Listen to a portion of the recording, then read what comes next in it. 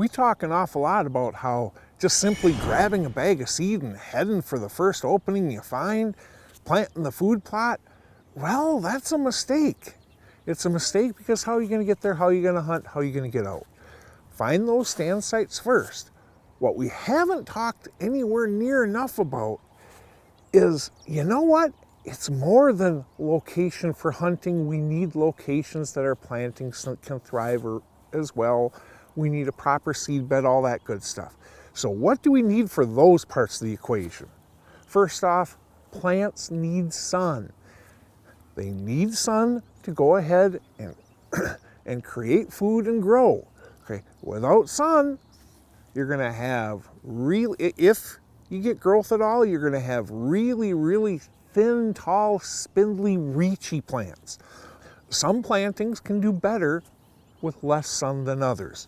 You know, go ahead and plant corn in a logging road sometime and see how well that works for you. Not obviously talking heavily shaded logging road going through the woods, not going to work real well. That corn needs a copious amount of sunlight. Clover, on the other hand, does a little better.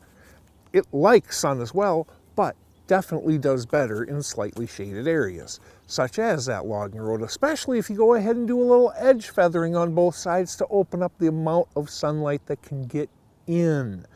Now, you plant every inch of your logging roads out there, good luck hunting, because you don't know where the deer are going to be.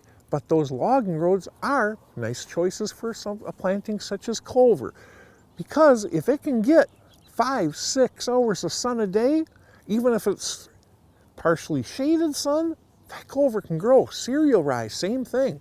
Cereal rye, fall, winter, spring, if it goes ahead and gets all tall and spindly, no biggie. They're just eating those green grasses anyway. So, when you go ahead and select seeds, match them with the amount of sunlight those locations are going to get. That's a big help. Next, all plantings need some level of moisture, but it needs to be a moisture balance. Clover can do very well in moisture situations, a lot of clovers. But the catch is, that clover is drowned out for 3-4 months a year. Well, you know what? It doesn't really matter what the rest of those months are, because those drowning periods are going to kill it off. Soil moisture is key. Next, you need soil quality. Look at let's marry a few of these things together. Look at the top of that sandy, rocky ridge that's just beaten down in the sun. It's getting plenty of sun, but, it's sandy, rocky. That means that the soil quality isn't real great. And let's say it happens to be in a dry area, so now you're not getting much sun, and that water's leaching through that sandy, rocky soil so quick, just like that is gone. What else is leaching out of that soil? The nutrients. Okay. Certain plantings need a lot more nutrients than other plantings. Again, fall, winter, spring is actually a pretty darn easy planting to grow. If you can't get that to grow, you got some problems. Cereal rye catches on well and doesn't need a really awesome soil. That said, you want to produce turnips like this, you need a good soil. You need a lot of nutrients in that soil. And then let's go ahead and figure out how we can get that, how we can hit that sweet spot. You simply go out and do soil tests.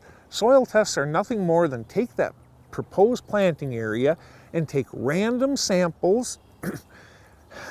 let's say it's a 1/4 acre in-woods plot, and let's say it's in a square.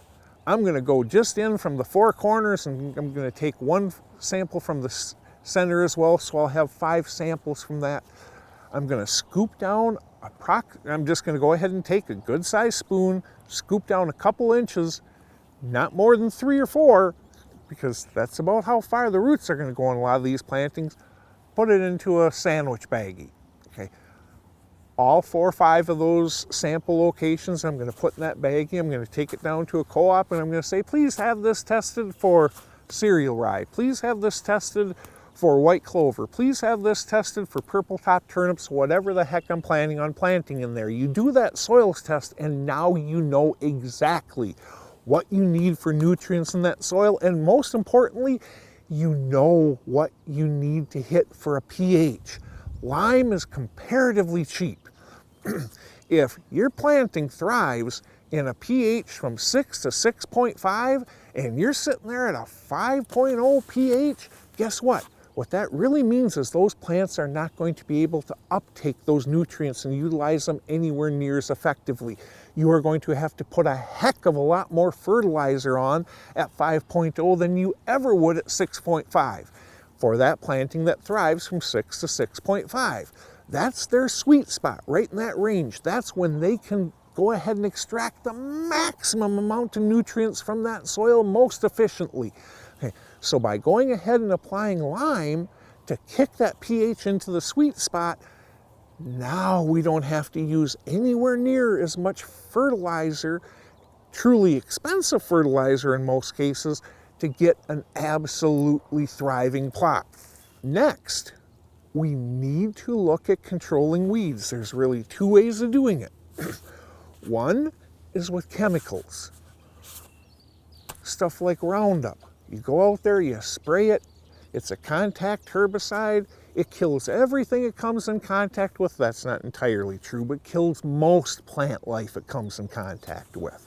Okay, that's one way to kill the weeds. Another way is to work the ground good and use cover crops. By using cover crops, you can go ahead and suppress weed growth. That is where fall, winter, spring comes in so gloriously. Cereal rye suppresses weed growth. It is great for trying to limit your chemical use. Okay, so how do we go ahead and plant that plot? That is going to depend so much on whether or not we are going to go ahead and use traditional planting methods or try to go more the soil moisture conservation route by disturbing that soil as little as possible, going more the no-till route. Today we're just going to talk creating that traditional seed bed. And what you do is you go in there, you aggressively work the soil. You've already had your soil test done, so you know exactly how much fertility you need to apply, how much fertilizer, so you wait until after you've aggressively broken that soil. When you're about getting towards the end, now you apply that fertilizer and you lightly work it in those top 2-3 inches of dirt.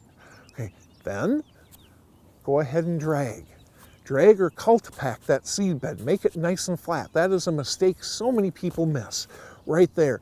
If you don't make a nice flat seed bed, even larger seeds are going to fall down into cracks that they are going to be too deep to germinate.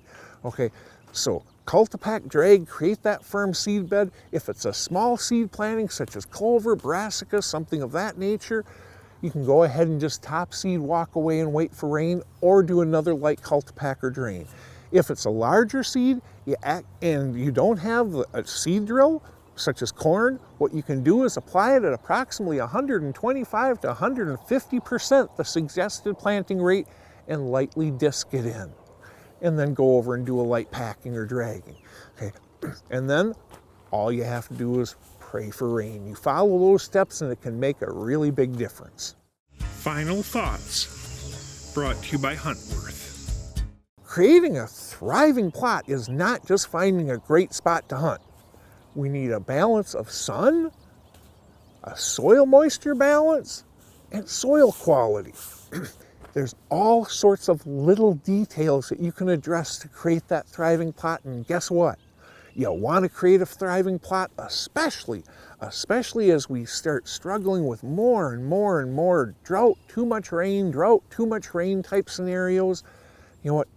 Think proper seed bed preparation, and something we'll talk about another day, think soil moisture conservation.